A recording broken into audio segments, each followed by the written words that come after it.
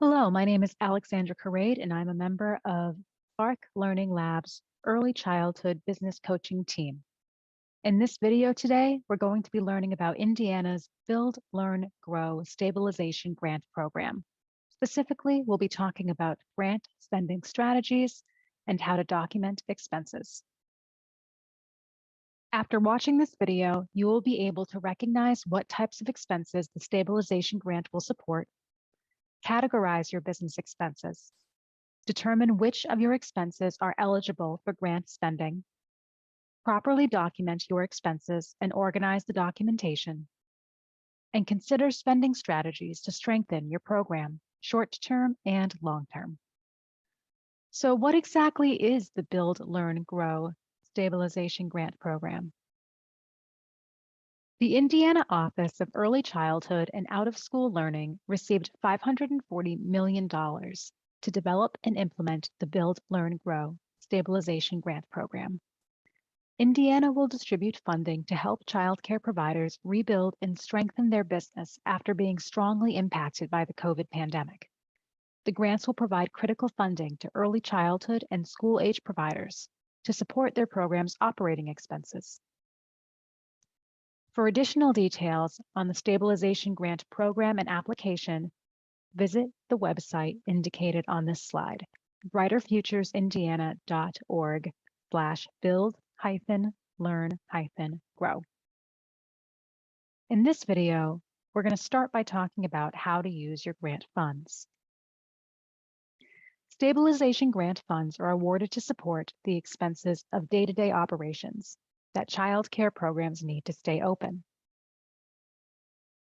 These expenses include personnel costs, facility fees, maintenance and improvements, COVID-19 safety-related needs, goods and services needed to operate and strengthen operations,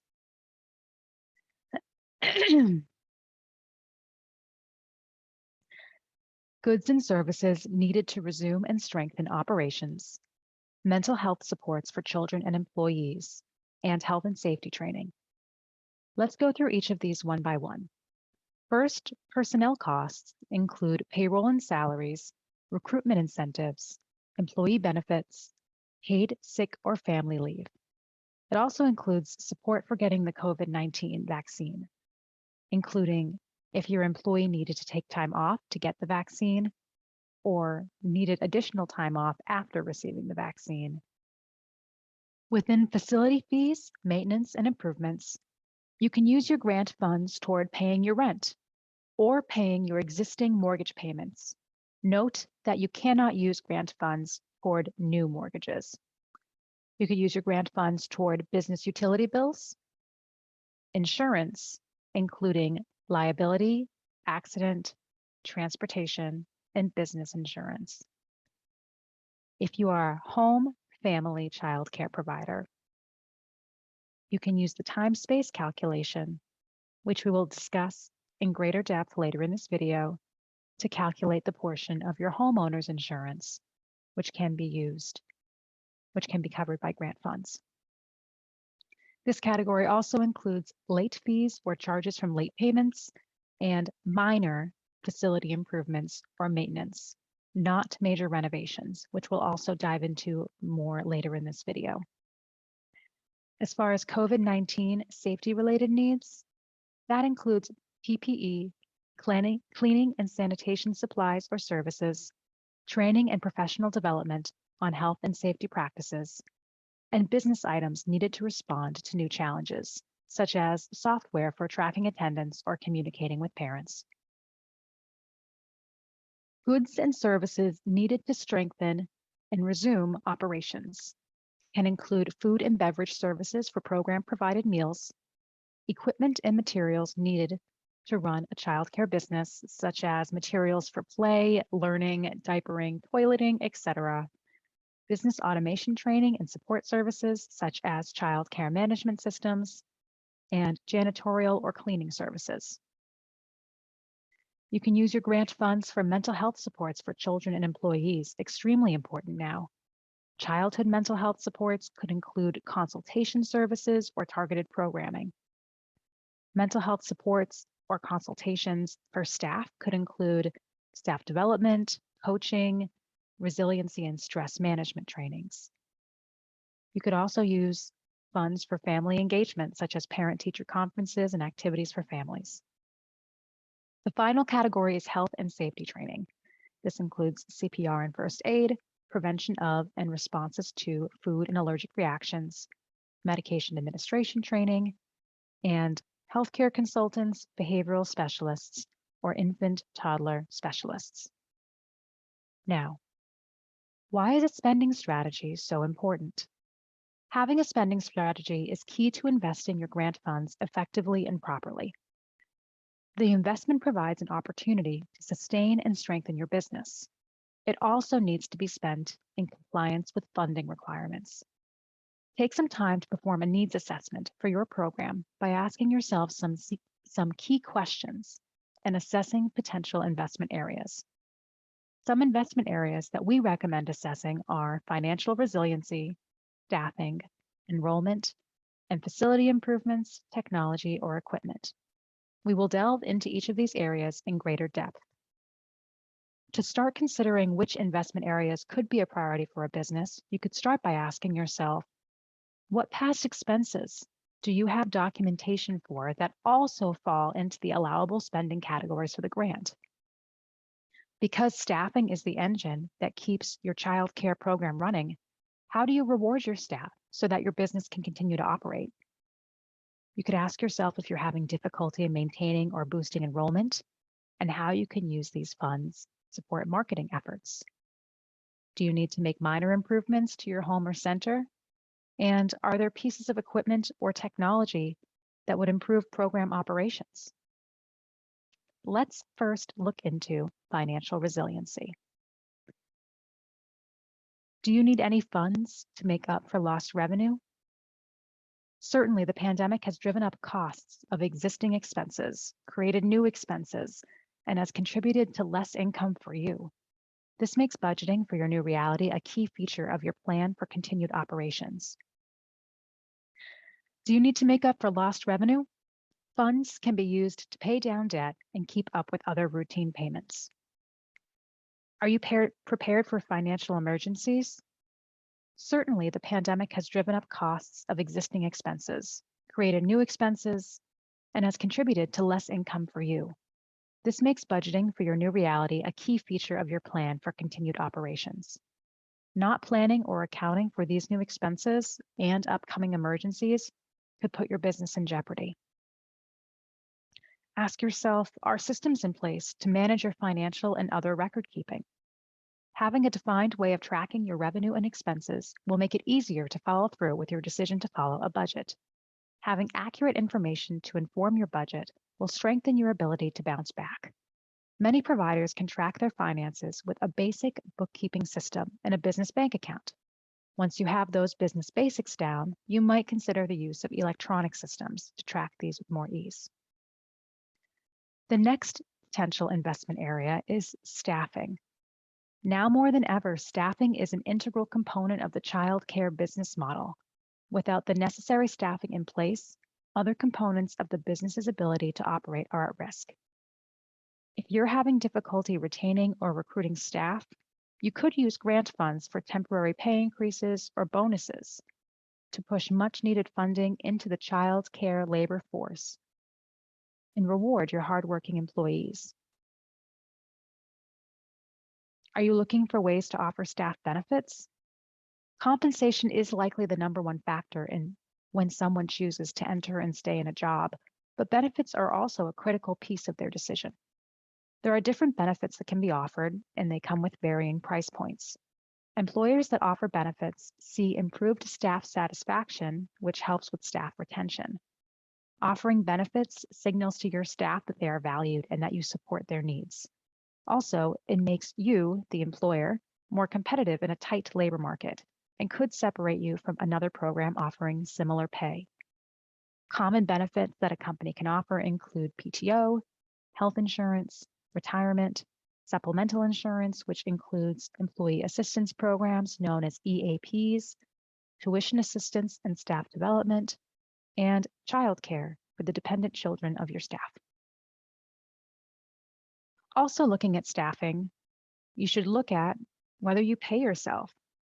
As a staff person of the child care program, you can and you should pay yourself regularly. Paying yourself should be treated as any other payroll obligation. If you receive pay as a W-2 employee, then you would use the same documentation as you would for any paid employee. You will need to record payments to yourself, and having a business bank account can help you in this process. You can also look at if you would like to continue education or training for your staff. Providing opportunities to invest in your staff and advance their skills will benefit the quality of your program while possibly aiding in the retention of qualified staff. You could also use funds to cover the cost or expenses associated with the time off or site closures for you to take professional development days, or pay for the additional staff coverage you may need to attend trainings. The third investment area is enrollment. Are you having difficulty maintaining or boosting enrollment at your program? Now that securing enrollments is more critical than ever, it is wise to consider using this funding to conduct marketing activities. This could consist of designing and purchasing promotional materials, such as flyers and brochures, starting or upgrading a program website, upgrading signage, offering parents incentives to enroll, or purchasing paid ads. The fourth investment area you can consider is facility improvements, technology, or equipment. Investing in your facility can help you meet different business goals and aid in a better overall experience for the children and adults that occupy the facility. In addition to the new health and safety needs that you might adapt for, grant funds can help you to finally address some of those much needed long-term investments. Some strategies include replacing your heating or cooling system, providing new bathroom fixtures and toilets, or even revamping the kitchen for more efficient and sanitary service. Other strategies could include improving air quality or water quality. Keep in mind that stabilization funds may not be used for capital investments or major renovations. A major renovation is either a structural change to the foundation, roof, floor, exterior, or load-bearing walls of a facility, or the extension of a facility to increase its floor area, or extensive alteration of a facility to significantly change its function and purpose, even if such renovation does not include any structural change. You can ask if you need to make playground or outdoor area improvements. If you upgrade your playground and outdoor space for safety and quality purposes, you can create an area that will be more developmentally appropriate and enjoyable for the children you serve. Some ideas include play structures and equipment, rubber surfacing, pavement repair, updated fencing, additional riding toys, outdoor toys to push and pull, and upgraded water or sand play areas. Is there any other equipment or technology that would improve your program operations? You could update your sign-in and checkout systems, upgrade security systems, improve technology equipment, purchase a van or bus, purchase laundry machines, replace a refrigerator or freezer, or obtain equipment to aid in health and safety. Also ask if you're prepared to carry out an emergency disaster plan. Have you thought about whether you have the necessary resources, equipment, and materials to effectively carry out such an emergency plan? You could establish or contribute to an emergency fund to cover expenses associated with emergencies, such as insurance deductibles. You could get some emergency supplies, including portable kits for evacuations and 72-hour supply kits for sheltering in place. You also might want to invest in text messaging services or parent communication apps in case of emergencies so that you can share notifications with families. So far in this video, we've brainstormed strategies for how to use your relief funds effectively and properly. Now, let's talk about how we properly document and organize expenses once we begin to spend down funds. What do you need documentation for? Well, random monitoring will be conducted to ensure compliance with grant conditions and approved expenses. Whether you think you will be monitored or not, we highly recommend keeping record of and compiling documentation of your expenses along the way. This way, you will have your records in one place and will be ready to respond to any request for monitoring of these funds.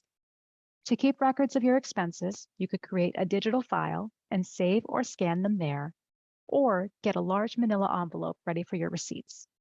It is very important that you hold on to them for 5 years. So you will want to have a way to keep the receipts safe until you need them. Programs using a child care management system can use those platforms to easily store and track receipts and expenses. Now, if you're wondering, how do I make sure I have everything I need if I'm randomly selected for monitoring? Your first step is to figure out your past expenses. Collect proof of payment for every cost you want to cover with the grant funds, such as a receipt or an invoice marked as paid. Unless the purpose is clear, such as a payment to your electric company, you will need to show exactly what you purchased. Examples of records to collect include receipts, your credit card bills, app-based payment systems, bank statements and canceled checks, and third-party payroll systems. As we know, examples of eligible expenses include personnel costs, facility fees, maintenance and improvements, COVID-19 safety-related needs, goods and services needed to resume or strengthen operations, mental health supports for children and employees, and health and safety training. To back up these expenses, you will need to find documents such as time cards, invoices, statements, itemized receipts, canceled checks. Let's go through each of these cost categories one by one to see what types of expenses can be attributed to these cost categories. For personnel costs, you can look at payroll system documents, employee time cards, and the employer cost of payments for benefits for employees, such as if you offer retirement or health care. As far as facility fees, maintenance, and improvements, you can look for the cost of your mortgage or rent, and you can look at maybe you have an online portal you use to pay that bill. Maybe you receive statements in the mail. You'll receive statements or invoices from your utility companies, such as your electric company, and you might receive invoices from your insurance company as well. As far as safety related needs, if you go to Costco, if you go to a big box store, or if you go to Walmart or Target, keep your receipts for the masks, gloves, disinfectants that you buy, and document those expenses. If you had to employ a professional sanitation service, retain that receipt, retain that invoice you received. To resume or strengthen operations, anything that you would need to run a childcare business falls under this. So any receipts for food purchases, again, either a big box store, perhaps an online purchase, a grocery store, invoices for learning materials, right? Take a look at your, if you use a business credit card, look at your credit card statements and look back and see what you spent your money on and where that money went, to which retailers it went, and you can parse through and look at your invoices from there. That's an easy way to trigger your memory, and you can look back at your associated email account to see what invoices were sent to your email if you do a lot of online shopping, and any checks written for staff development programs or trainings. As far as mental health supports, if you hired a mental health consultant or worked with a local mental health center to bring in someone to have a training or perhaps offer one-on-one consultations, those invoices can be applied for the grant. Any employee time cards for employees' time spent engaging in those trainings, payroll records, things like that. And health and safety training, again, same idea. We're looking at payroll records and employee time cards for the time that your employees spent undergoing that training, and invoices for any professional development trainings that were offered if any consultants came in, or if you purchased any learning materials for your staff to better understand health and safety practices. It is very important that you do not claim expenses already paid for by other funding programs, such as past rounds of the Child Care Stabilization grants from the CARES Act, the Paycheck Protection Program, PPP, the Employee Retention Tax Credit, the Families First Coronavirus Response Act, and any other stimulus and relief funding program. Now, we're going to diverge a moment and talk about shared expenses, which is applicable only to family child care home providers. If you are a center-based provider, the next slide or so will not apply to you. If you are a family child care home provider, listen up. Family child care home providers can use funds toward the expenses, the allowable expenses, which we already discussed. However, some expenses have both a business use and a personal use associated with them, such as your monthly mortgage or rent for your home. For those expenses, family providers are encouraged to use the time-space calculation to determine what percentage of those expenses can be considered business expenses. If you already have your time-space percentage calculated from last year's taxes, you can use that. If not, you can find a helpful worksheet within the resources on the Indiana Spark webpage so that you can calculate your time-space percentage.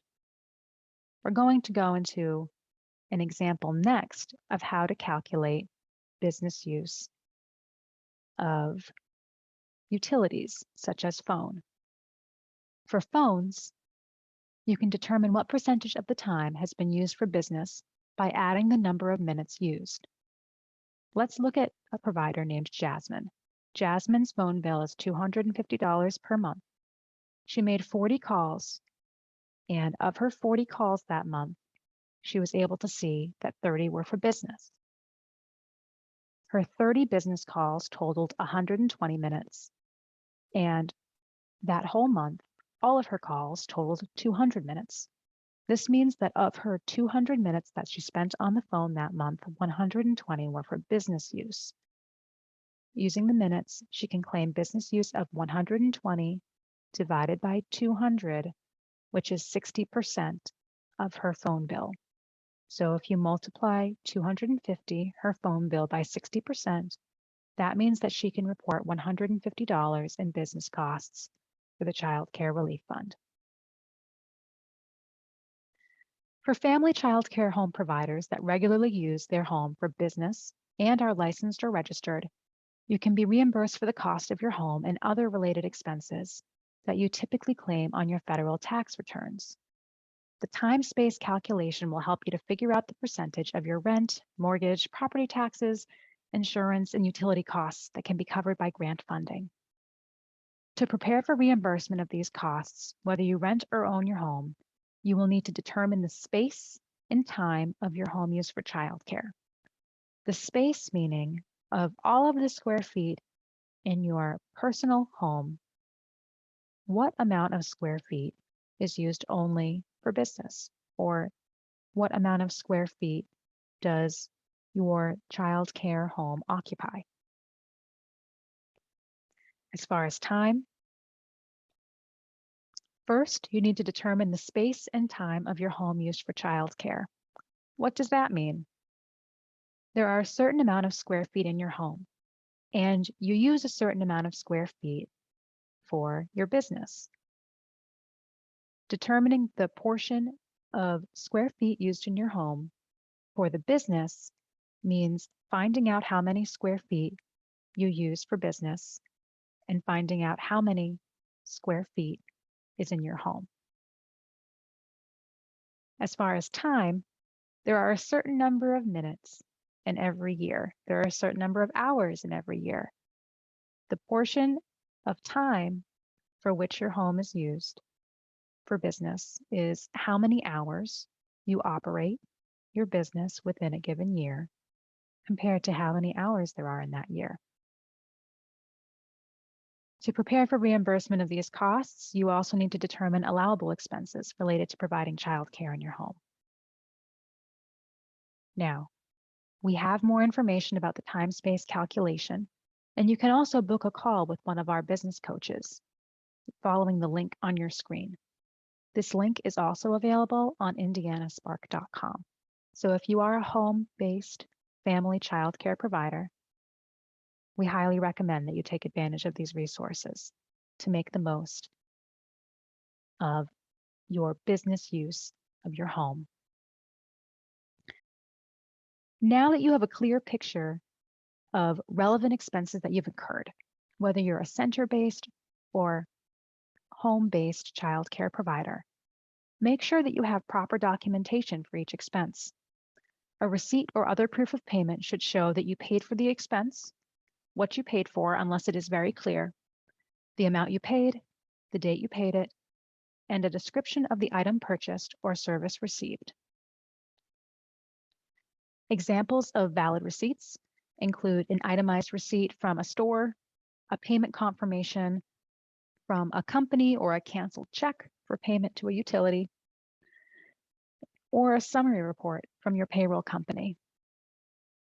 If you search for your larger allowable expenses, it will help you to streamline the process.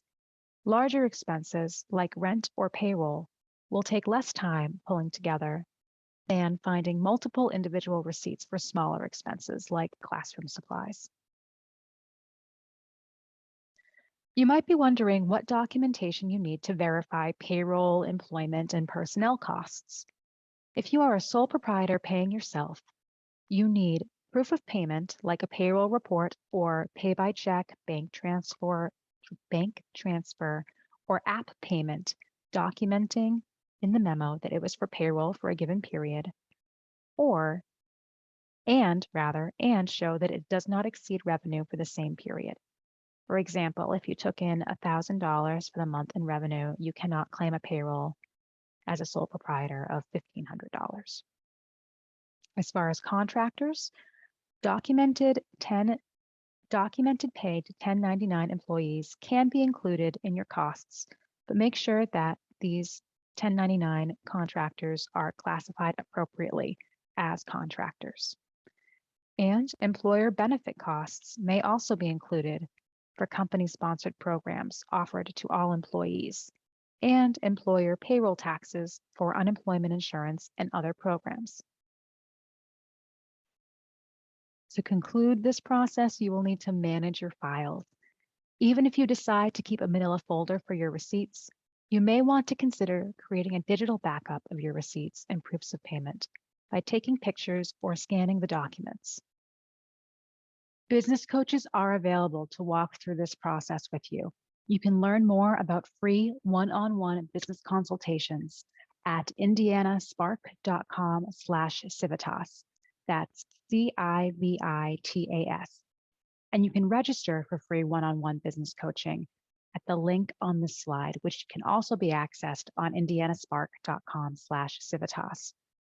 indianaspark.com/training-calendar has many resources about the Build, Learn, Grow Stabilization Grant, as well as other resources relevant to strengthening and building your business in this post-pandemic world. All of these resources, including business coaching, are available in English and in Spanish.